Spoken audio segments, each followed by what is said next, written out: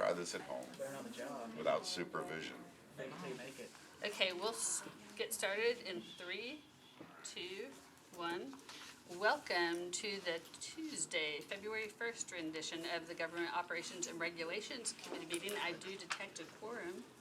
Thank you all for joining us today. The first item on the agenda is a resolution on public hearing. It's sponsored by Councilman Taylor, who is not in here yet, so let's bump that. The second item on the agenda is RS 2021-1358 by Young, Hancock, and Bradford. Is referred to our committee to adopt a Metro government community-wide target of an 80% reduction in annual greenhouse gas emissions from the 2014 levels by 2050. So moved. Second. Thank you. Now that this is on the floor, do we have any questions about this particular resolution? Does it cost any money? It is not. Then I'm all for it. Yeah. We like saving money. Are there some awesome suggestions that maybe could roll over into other areas? I don't know, like the Solid Waste Commission For the saving money or the greenhouse gas emissions? for the greenhouse gases. Yes. There are a lot of ways they could save on greenhouse gases. And I'm all for it. Could we get an explanation from Ms. Abquit from the Yes. administration? Absolutely. Would you like to share? Yeah, absolutely. So really, sort of the proposal to put forth this goal and its formal adoption aligns with various reports that multiple administrations have put together. So we've had the livability report, as well as obviously the Sustainability Advisory Committee's recommendations. And so this particular goal aligns with the recommendations that both of those committees have put in place. It's ambitious, but it's also achievable, which is really great. Another thing I want to make sure I mention is that we've already taken bold actions as Metro government from an operational perspective, but also throughout the community to start delivering upon reaching these targets. So things like, pursuing the Green Invest project in partnership with Vanderbilt and NES and TVA, Metro Water Services installation of solar panels, a lot of the great work we've done to pursue LEED certification of Metro government facilities. We've really put in place great groundwork to already achieve these emissions reductions. So much so that we've already seen a 9.8% reduction in greenhouse gas emissions community-wide between 2014 and 2017. So we're getting ready to engage in a new greenhouse gas emissions inventory process right now, and that'll be for calendar year 2019. So we'll have another great data point to measure those reductions, and so I think we're really teed up for success in achieving that. Fantastic. Any other questions? Not at the moment. All right, so we'll go ahead and vote on this. All in favor? Aye. Opposed? Abstaining? So 7 in favor, 0 against. Next resolution is RS 2022-1364 by Syracuse, Hancock, Bradford, and others. This is to approve an intergovernmental agreement to allow the Nashville Public Library to assume the Nashville education, community, and art television cooperation's responsibilities for operating the Metro-owned cable channels. So moved. Second. Thank you. So now this is on the floor. Is anyone from staff? Yes. Why are we moving Kneecap to the library? Good question. Any staffers here to talk about this? All of the listed sponsors were listed because it has to go to their committees. I mean, does anybody have a reason? Maybe because library is media and it's media. Is there anybody from the administration? This looks to There's me not. like it's it's an administration bill, right? A resolution. Yeah. I'll see, is Mike still standing? See if, yeah, I can. Yeah, that would be It's great. not- Thank you. I think I'd grab it if that's helpful. Thank you. Maybe move that to the deal too. Maybe. Well, let's Well, see. we're already We'll at the get deal. No, we've got one more. We have one more, Go see if I can grab Taylor. Never mind. Right. but she's not here either. Wasn't it Councilmember Allen too? Allen and Taylor and Jameson. So Allen. we could use the I mean, music it now. may sound like a really dumb question, but Well, I'd like to know like what the idea is too. NECAT has been in existence for quite some time. It's been funded by this group, by this body, and it operates somewhat autonomously for They have the a board. promotion and creation of local media on the television medium. I would wanna hear from Director Oliver, what his thoughts are about taking this on as a part of the library system. Yeah, And is it a cost reduction? because at that point in Hey, time, hey, it becomes there he pretty is. self-centric. Speak of the angel. Thank you so much for joining us. So we're discussing the bill to move the kneecap to the public library. Do you have any comment on this? Well, I can give you a little history, and I apologize, I was in the library committee meeting waiting to get to this too, so. We have been in discussions with Metro IT and Metro Legal and the NECAT board and I get Metro ITS for about 7 months now. And what we've been looking for is a more sustainable model for the NECAT channels.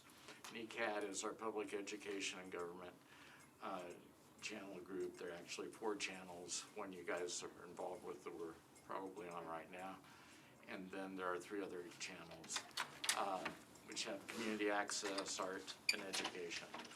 And in our discussions, the library had been identified as a potential collaborator or partner to assume responsibility for the management and the programming of NECAT. Hopefully, members of this committee are aware that the library is already involved with virtual programming. We have NPL Universe, where our programming is appearing on the internet. We also have production services where we produce our own shows in-house at the library right now.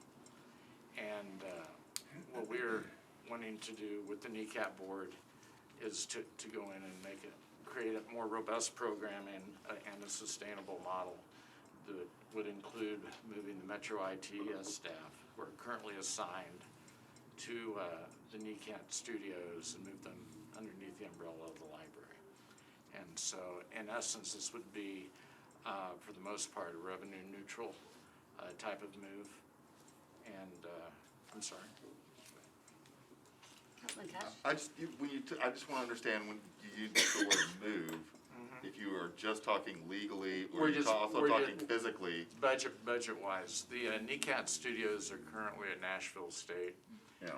in a lease facility, and we would not be physically moving them. They would remain intact, and in fact, Cameron, who is the studio manager, is in the other room right now, and he has been part of the discussions, and he would remain as part of Kneecap. So, I think the advantages to this will be, we're going to seek to get even more involved in the community, create even more collaborations. We're also looking to not just expand the programming, but make it more accessible. We're looking at things beyond even just the channels, but how we're engaged with apps, how it's available on the internet, not just here in Nashville, but statewide and nationally and perhaps internationally. But we really want to highlight what's going on here in Nashville. We also want to diversify the programming even more than it currently is. Sorry, Councilman Cash said, Well, I've already asked one, so you go ahead. yes, sir?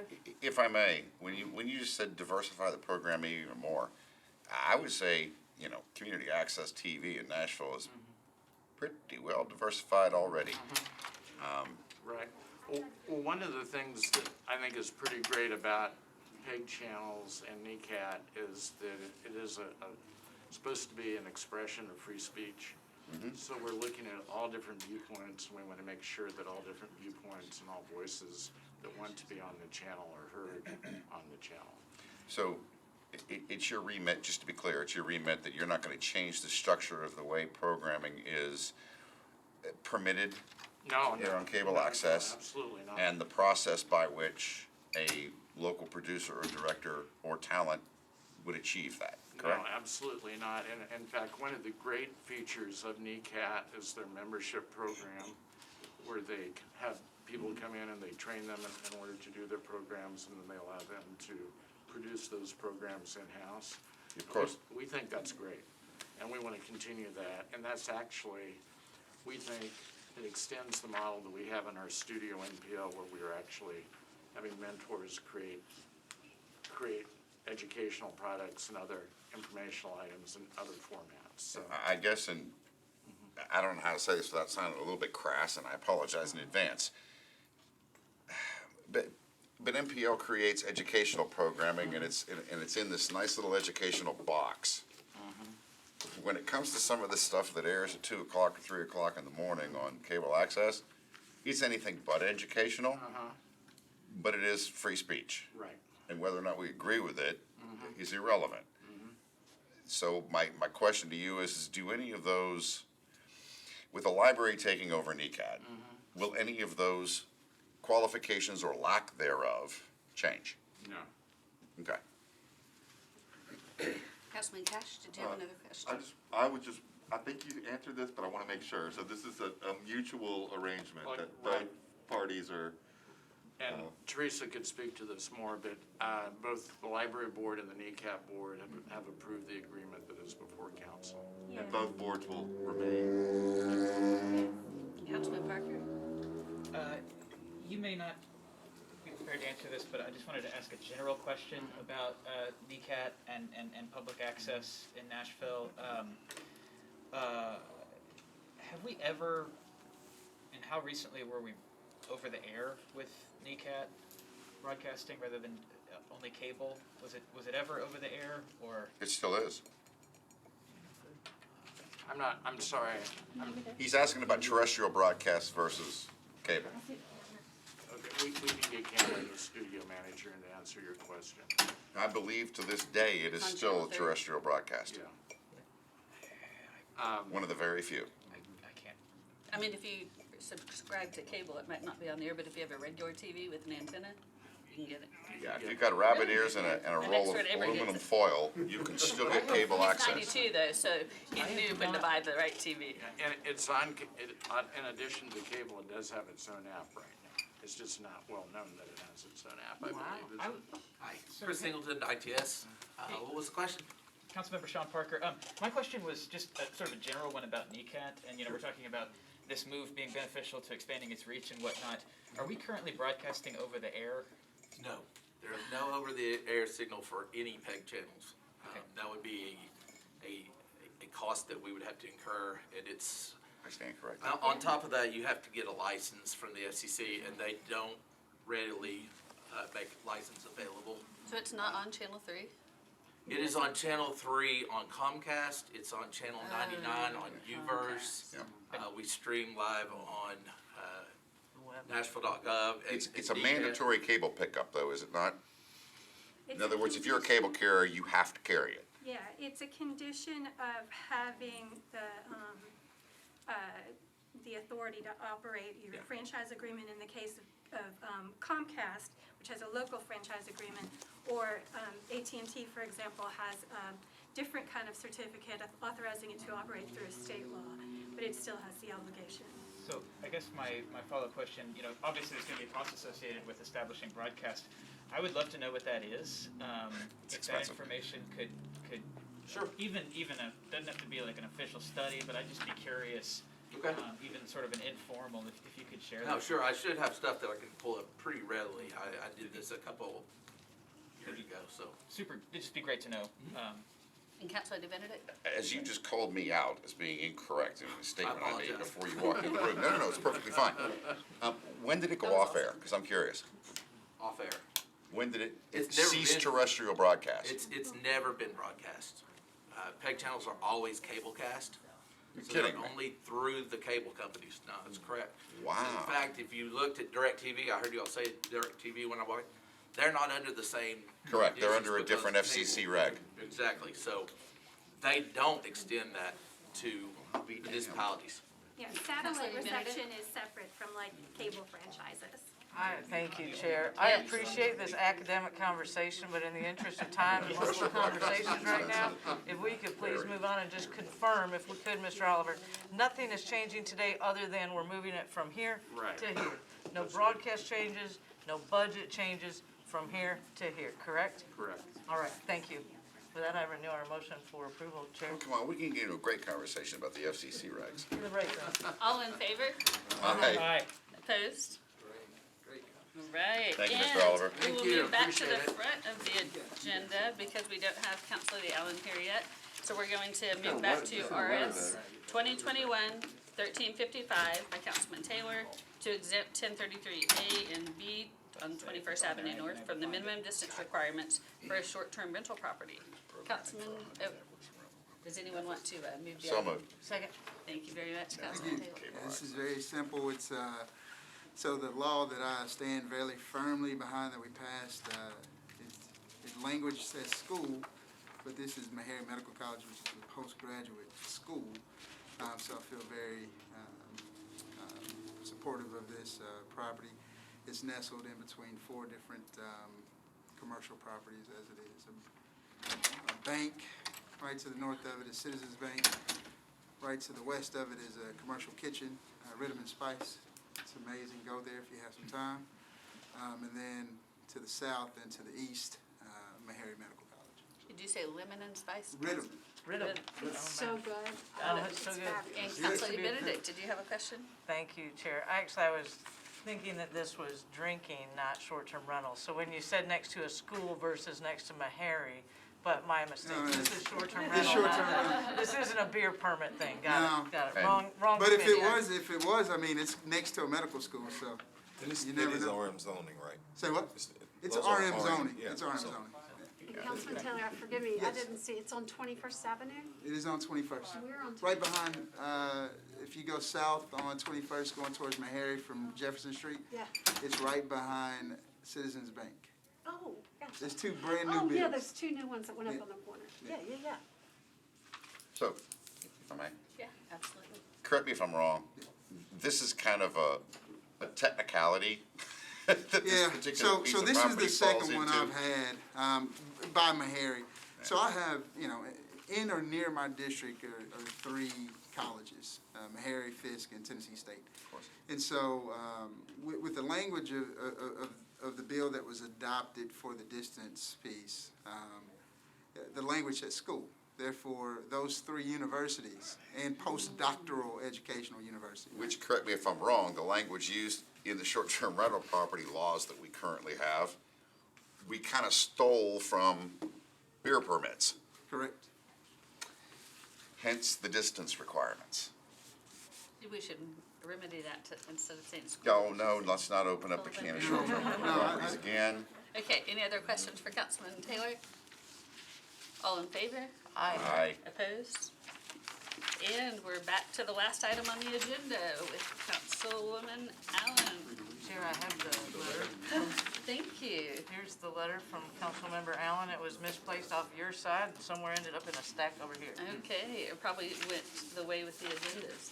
So we do have a letter from Council Lady Allen asking us to please approve this, which is, again, BL 2022-1074, to approve Amendment 1 to the contract for deferred compensation services between Voya Retirement Insurance and Annuity Company and Voya Financial Partners LLC and the Metro government, which extends the term of the contract. So moved. Second. Does anyone have any questions for the administration? Could we get an explanation from Ms. Davis, Assistant Director? I'm sorry, Zeitlin. Assistant Director Zeitlin, would you like to? Zeitlin. I was gonna say, I am Hannah. I'm Hannah Zeitlin. I am very well aware and I am so terribly sorry. So, hang on, I was gonna say, let me, I'm not sure who that was a I'm compliment gonna have or. to double check the Anyway, analysis on this both. one. We also called the other guy a devil, he's an angel. I know he's an He runs angel. the libraries. The only thing that this is doing is this is extending the contract that was set to expire on October 9th, 2020 to August 4th, 2025. Oh, okay. For what?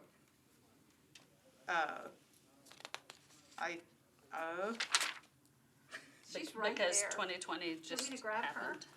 Sure, I was gonna say, She's right is it, there. Actually, Mr. Jameson, do you happen to know what this contract is for? Sure, so we have contracted out, so Metro enjoys a pension program, and that is contracted out through a variety of private providers. Voya Retirement is one of them, and we've had a long, when I first came on board, that was the retirement provider. I think according to Metro HR, they provided good and effective service according to the pension program. They have abided by all contractual terms, and now nearing the end of their contract, they've requested a 3-year extension. We're satisfied, they're satisfied, the council's satisfied, everybody's happy. Thank you. I thought that's what it was. I just figured it'd be better said in public. Councilman Parker? Have y'all met with the service employees representatives on this? Have not, to my knowledge, their members have been participants in this program for years, and we're not aware of any complaints at all. Thank you. Do we know why we're switching from a July renewal to August? I don't know that. That may have to do more with just completing the fiscal year and making sure our numbers match theirs, but I don't know that for certain. Do we have any other questions for the good of the cause? All in favor? Yep. Aye. And opposed? All right, thank you very much, and that concludes this February 1st edition of the Government Operations and Regulations Committee meeting. Thank you for joining us. Thank you. And we still are record-setting unanimous votes. I can't wait till we have something juicy. Right? Hi, guys.